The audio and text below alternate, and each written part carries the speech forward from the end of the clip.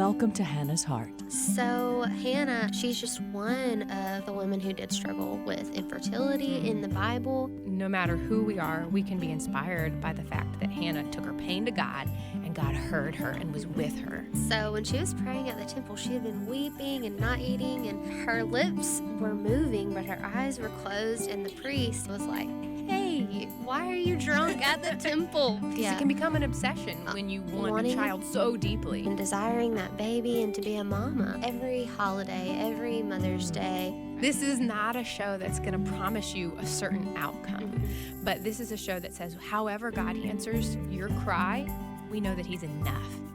Hey, I'm Ann, and thank you so much for joining us today on Hannah's Heart. If you are new here, we are a radio show and podcast that focuses a lot on couples who have struggled with infertility and miscarriage and child loss, but we've definitely grown to more topics than that. We've talked about adoption and foster care, singleness, really all the ways that the Lord can change your life drastically when you might not be prepared for your life to look the way it does right now.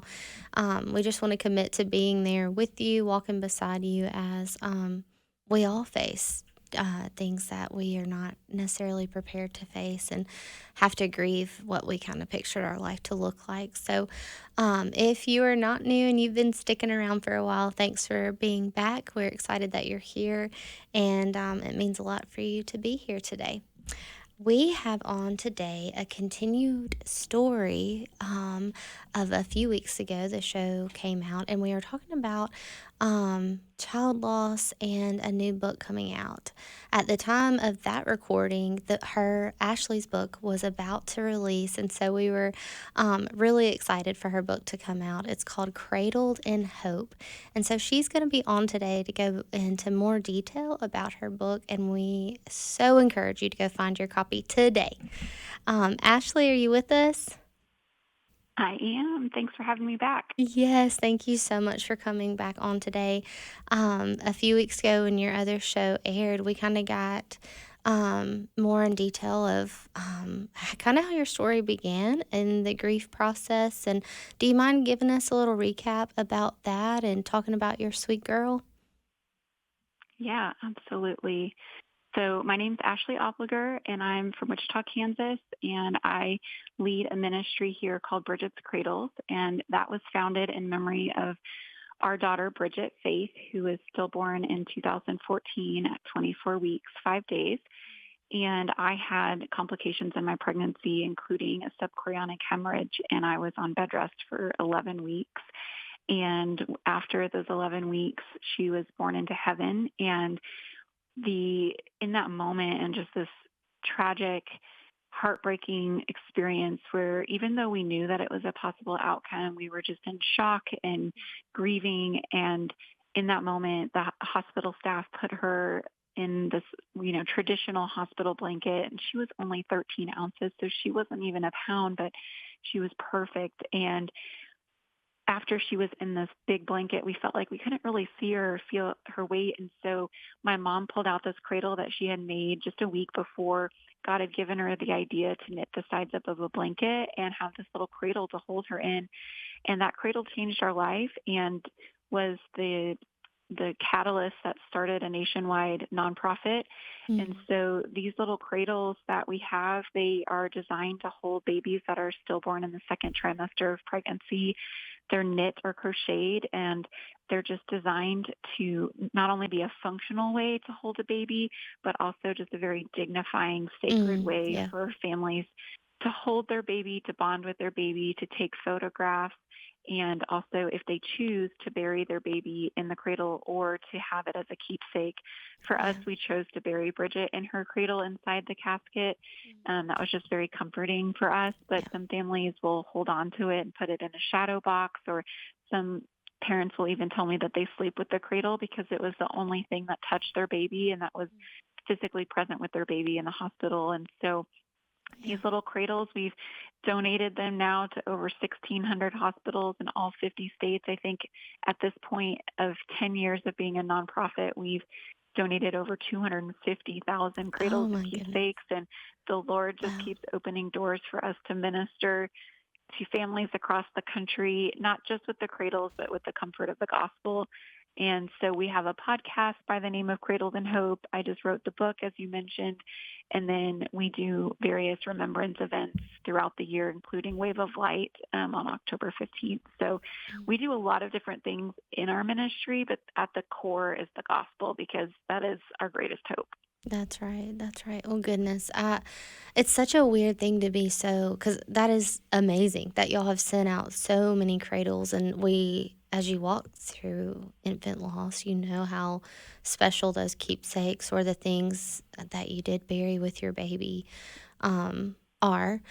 We definitely have a few sweet things that we wanted buried with John Micah, and then of course I have the many things that are special to me now, if he touched them at all, or if they were in the same room as him, it was like, no, that's special to Yeah. me now, and those would be the first things that, in a storm or something like that, that I would be going to get to make sure that they were with me.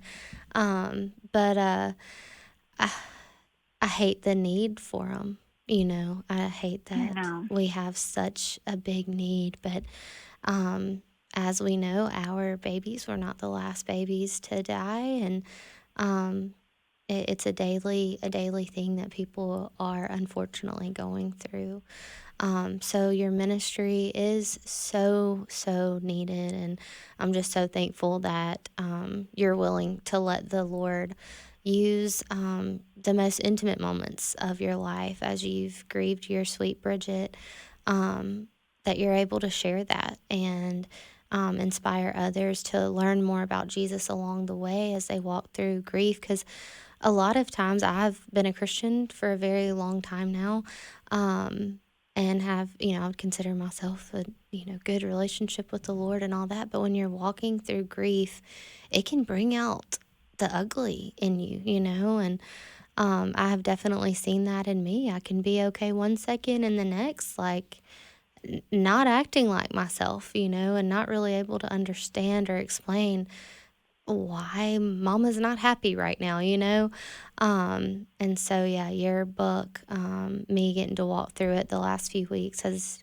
just blessed me already, and so I guess that's a long way to say thank you for writing it.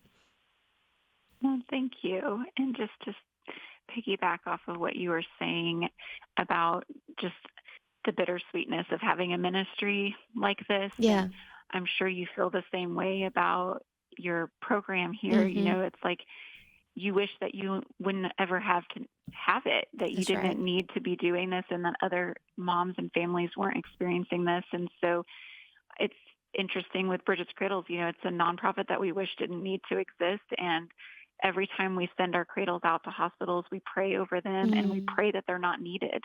Oh We don't wow. want them to be needed. But then when a family will message us and say, we received one of your cradles and it blessed us in this moment, it's such an interesting thing, because I always respond with, I'm so sorry that you needed one, but I'm glad that you had one to hold your baby. Yeah. Because of course we don't want them to need one of our cradles, but we know that in that moment, because there is the brokenness of death in our world right now, Right. and because of the fall, death exists and babies die, and I wish that weren't so. But in that moment, I'm just so grateful that we can minister and point them to the hope of Jesus, because in this world without ministries like ours and yours, grieving without hope is so depressing and so sad. And so just to meet a family where they're at and to say, I'm so sorry that you're walking through this. I wish that you didn't need to know me or this ministry. Yeah. So many moms I've met that I've become friends with, we always say, I wish I knew you for another reason. I wish Yeah. that we weren't part of this club that no mom wants to be a part of. That's right. But I'm grateful that the Lord used the pain and the loss and the grief to sow these beautiful, deep friendships into my life, because the grieving mom friendships that I have, I'm sure you know this with Kendra, that they're so deep because they're founded on grief and on hope, and you just relate to people in your vulnerability and in the depth of your sadness. And so even though I wish that it didn't take Bridget going to heaven for me to have some of the friendships that I do, I'm so grateful that her life pointed me to some amazing people. And I try to look at everything like that with her, Mm. because Yeah. it's not that I wanted her to die. I wish she were here, but I choose to see the good that her life brought me and all the ways the Lord has brought beauty from ashes and purpose from my pain and just all the ways that her life has blessed me. Instead of seeing Bridget as a loss to our family, although I do use that terminology that we lost Bridget, Right, right. I know she's not lost. She's in heaven and she's a gain to our family. We have another kingdom family member that we're going to That's spend right. eternity with, and she has brought so much to my life, so much joy, so much growth and sanctification in my walk with Jesus. And so I'm so grateful for her. I say in my book that she changed my life more than any other person other Mm. than Jesus. Mhm. Mhm. Well, I can totally relate with that. My husband and I were talking the other day. John Micah, he lived for about 27 minutes after he was born, but we never got to meet him during that time that I was pulled back for an emergency C-section, so I was still asleep, and they didn't let Will in because of me having to be put to sleep. And so, when we met him, he was already with Jesus. But it was still such a sweet day to us. As it's the worst day, but also we got to see our baby and our son and what he looked Mm-hmm. like, and who he looked like in the family. And like you were saying, I think in your first episode with us, he had eyelashes and eyebrows and fingernails, and so it just shows you. He was 26 weeks. Um, but it just shows you how real those babies are in our wombs. They don't have to be born for their life to have purpose and to matter. They are literally knit perfectly where they are. And so, um, yeah, just looking at John Micah and realizing, like, God, like, you are in the teeny tiny details. It's just so neat, and to know how much their lives really do matter, even though they were never born into this world. Yeah. If it's okay, I would love to read just something that I wrote on page 36 in my book that Yeah. what you said just reminded me of it, because in that moment when Bridget was born, there was grief, but there was love. And Mm. so in my first chapter, I talk about how grief is love. And although we think grief is pain, it feels like pain, but really the source of grief is love. And so I have a quote in there about grief that basically all of these sad feelings that we experience when it comes to grief, feeling empty and broken and heartache and isolated and lost and all of those things, those are the symptoms of grief, but the source is love. And so I'll just read these two paragraphs because it kind of goes along with what you said. But I wrote, the day Bridget was born into heaven was both the best and worst day of my life. Though I was overwhelmed with sadness over her death, the prevailing emotion I felt while holding her was love, the unconditional, all-consuming love of a mother. Holding my sweet girl in her cradle and kissing her tiny lips was one of the best moments of my life. Yet I was heartbroken holding her lifeless body and seeing death take its toll on her. My love and sorrow for her were so intricately intertwined that I couldn't tell where one emotion started and the other ended. And I think that's so true for so many grieving moms, is like those feelings are all interconnected, that there's grief because there is love, and it feels like that would be a conflicting emotion like we talked about before, but really those are coexisting feelings. And our grief over our babies because we wanted them to be here. We had planned to raise them and to Mm. know them, and we had all these hopes and dreams for their lives. And so all of that, it's like, where does that go? Where does all that love that you have built up in your heart as a mom, you have all that love for your baby for a lifetime. And so where does it go? And that's where I think grief is that channel where we show and express our love for our baby through grieving. And eventually the Lord uses that as healing, and we can use our grief for good. And that's a big part of my book, is talking about channeling that grief for good and for God's glory. That's right. Well, you can't help but, as you're reading the book, to see that that is the whole purpose of why you're sharing. And I haven't even finished it yet. I want to read more each time I read it, but I want to slow down too, because it's been so good. This might honestly sound silly. I think you shared that part of your grieving journey after Bridget was born was that you journaled every day. Am I remembering that right? Yeah. Yeah. Okay, Yes, I had a little journal and I wrote letters to her and prayers to God. see, I love that. I did used to have a prayer journal, and um, I have not been able to write in it since John Micah was born. That might sound terrible. I don't know, but I haven't written in it since the day before he was born, and it used to be basically a daily thing. And so this book and you putting in questions and saying, okay, no, go to this appendix and look at this and, share what you're thinking about this. It's the first time that I've written down what my feelings are about some of the stuff that you'll talk about. And so, yeah, it's so good. I would encourage any mama, and you even mentioned this in the book, whether your loss was years ago or yesterday, it's just good to meet you in the nitty gritty, yucky parts of grief. But to go ahead and let yourself realize like you can still love Jesus and you can still long for him. And as you're longing for him, he knows you're longing for your baby too. And so I think it's so good. Please just share more of your book. I'm forgetting some of the chapters and what they're called, but each one, the chapter names are so good. And then you usually have scripture that goes along with those chapters before you get started into what you'll be talking about. Yeah. So to come back to what you said about how writing has been so hard for you, just want to encourage you to have grace for yourself because there are so many things when you're grieving. It's just your world has stopped, it feels like, and your life is no longer what it was before. And you hear people talk about a new normal and that even though you're still who you are. It's like you're never going to be the same after this. And so grief does change us, and it can make it really hard to do things that we used to enjoy.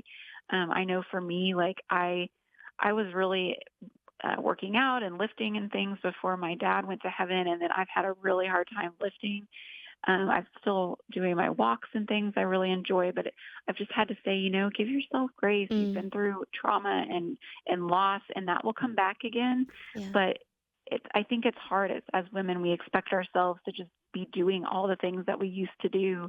It's like grief is impacting your brain and your body, and you do have to slow down and give yourself grace and rest and know that over time with healing, the Lord's going to bring those things back to your life. But just have grace for yourself as you're navigating that. But I do also want to say that I do think that writing can be very healing through grieving. And so we actually came up with a guided journal that's a companion guide to the book. And so there's a free version on my website at ashleyoppliger.com/journal.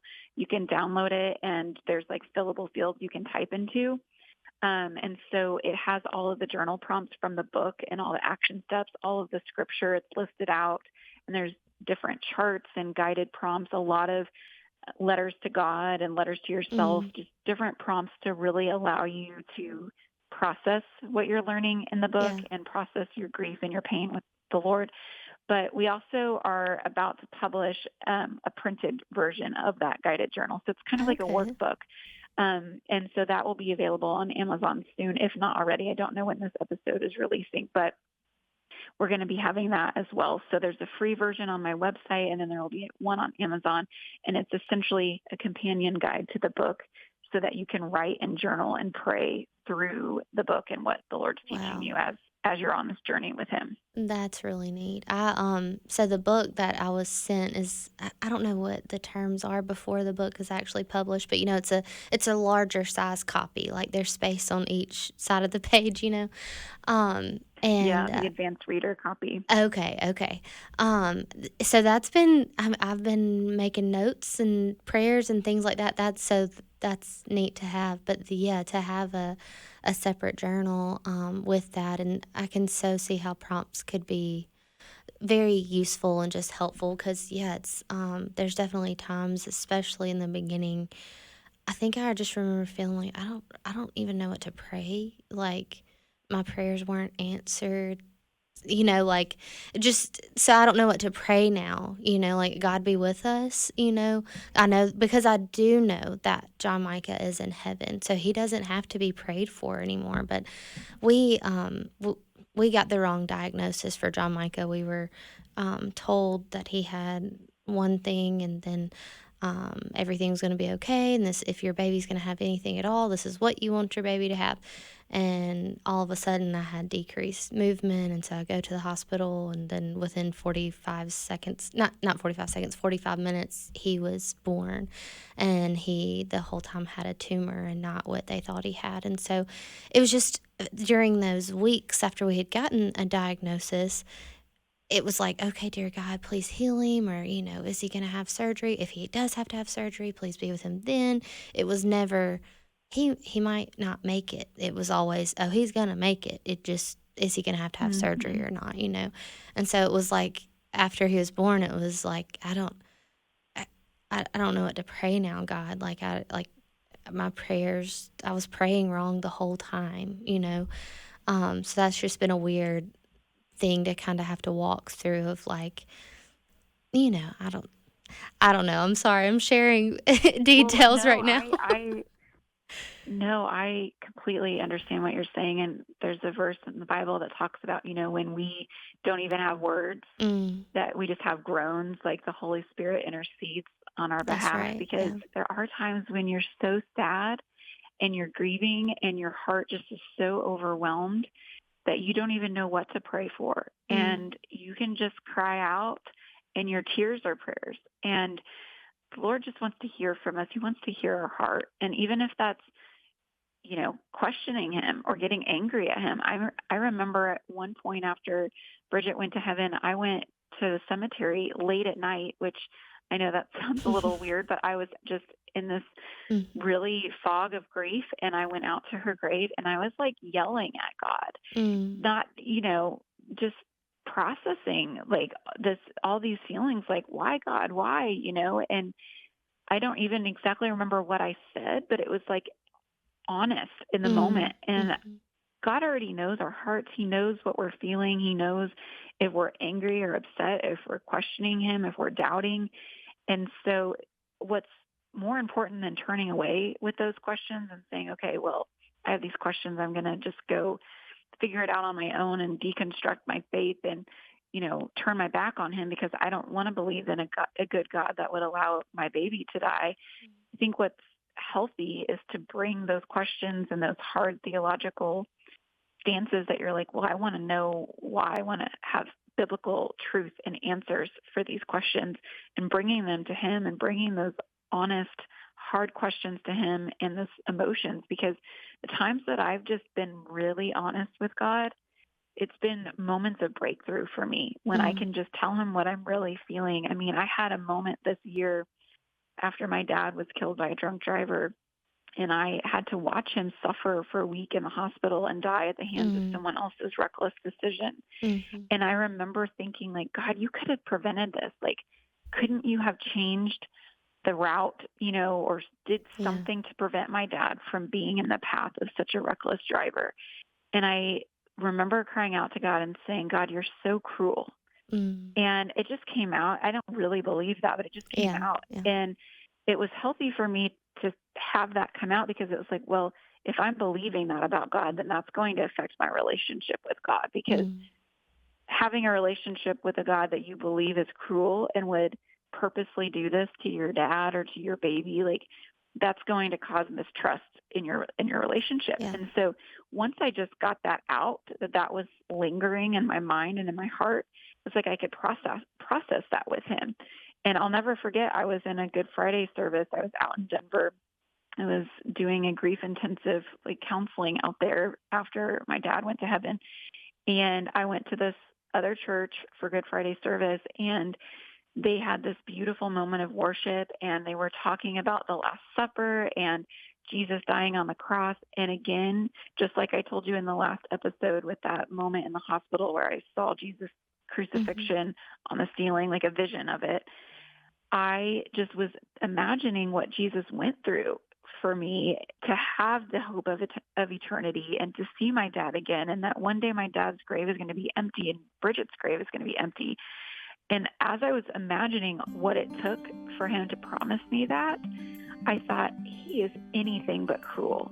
He is a good, loving father who is with me in my pain. And so just being honest and knowing he is good, he is for you, he is with you, and he loves you.